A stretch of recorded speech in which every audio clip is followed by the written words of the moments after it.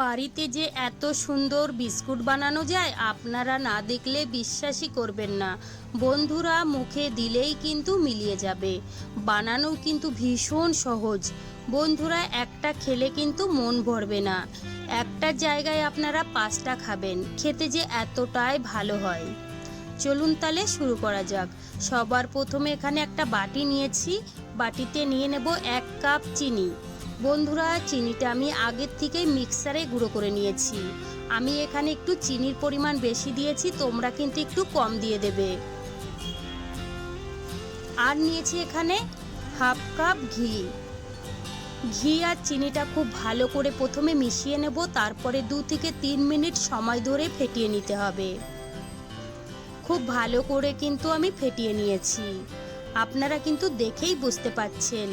এখানে নিয়েছি একটা চালনি, দিয়ে দেবো 1 কাপ ময়দা, তার সঙ্গে দিয়েছি 1 চামচ বেসন, 1 চামচ সুজি, আর দিয়েছি ছোট চামচের 1 চামচ বেকিং পাউডার।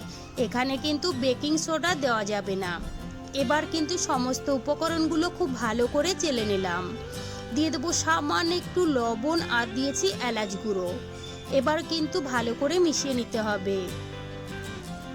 প্রথমে আমি চামচ দিয়ে মিশিয়ে নিলাম, এবার কিন্তু হাত দিয়ে খুব ভালো করে মেখে নেব। এখানে কিন্তু কোনো রকম দুধ বা জল দেওয়া যাবে না। বন্ধুরা, যদি মনে হয় শুকনো শুকনো লাগছে তাহলে কিন্তু একটু ঘি ফেটিয়ে দিয়ে দেবে। আমি কিন্তু এটা ভালো করে মেখে নিলাম। এবার আমি ঢেকে 10 মিনিটের জন্য রেখে দেব। আর এই দিকে কিন্তু গ্যাসে আমি একটা কড়াই গরম হতে বসিয়ে দিয়েছি, তার মধ্যে কিন্তু লবণও দিয়ে দিয়েছি। আর এই দিকে একটা থালা নিয়েছি, থালার মধ্যে একটু ঘি লাগিয়ে নেব। আর এই দিকে কিন্তু 10 মিনিট হয়ে গেছে। আবার একটু ডোটা খুব ভালো করে মেখে নিলাম। এবার আমি বিস্কিটগুলো বানিয়ে নেব। অল্প অল্প করে নিতে হবে, আর এইভাবে কিন্তু একটু হাত দিয়ে গোল করে নিতে হবে। দেখুন বন্ধুরা, একটা কিন্তু রেডি হয়ে গেছে। সেম ভাবে আমি আর একটা বানিয়ে দেখাবো। আর বন্ধুরা, বাকিগুলো কিন্তু একই রকম ভাবে বানিয়ে নিতে হবে। সবগুলো বিস্কুট আমার হয়ে গেছে। আর এই দিকে কিন্তু একটু একটা চামচ দিয়ে একটু গোল করে নিলাম। গোল করে নেওয়ার পরে এখানে আমি একটু পিস্তা বাদাম দিয়ে দেব।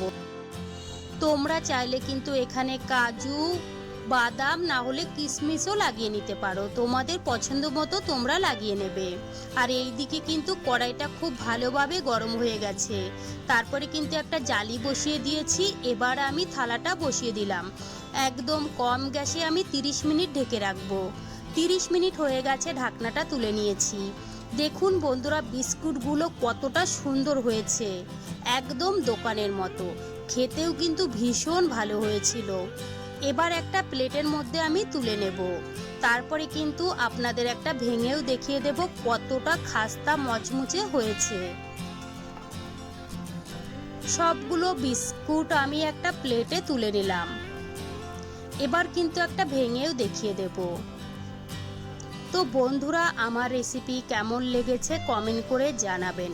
ভালো লাগলে প্লিজ আমাকে সাপোর্ট করবেন। বাড়িতে বানালে কমেন্টে জানাতে ভুলবেন না খেয়ে আপনাদের কেমন লেগেছে। চলুন তাহলে ভিডিওটি আমি এখানেই